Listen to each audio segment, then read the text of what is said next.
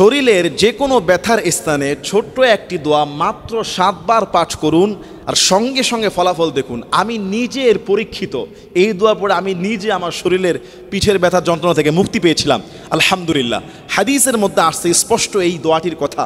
যদি আপনার শরীরে কোথাও ব্যথা থাকে, মাথা ব্যথা, বুক ব্যথা, পিঠ ব্যথা, হাঁটু ব্যথা, কোমর ব্যথা, যে কোনো ব্যথা যদি আপনার রোগের কারণে বা ব্যথা পাওয়ার কারণে হয়ে থাকে, সেই ব্যথার স্থানে ডান হাত রাখবেন।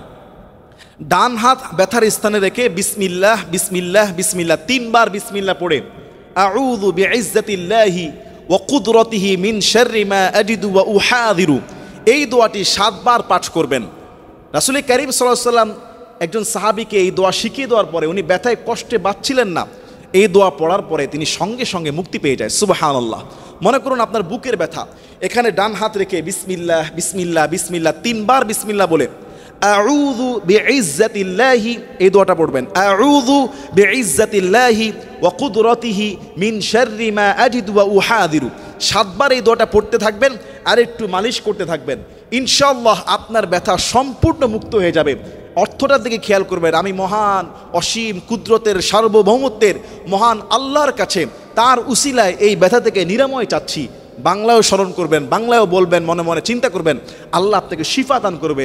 100% পরীক্ষিত, অসংখ্য মানুষ পরীক্ষিত। আল্লাহ আমাদেরকে বুঝার তৌফিক দান করুন, আমিন।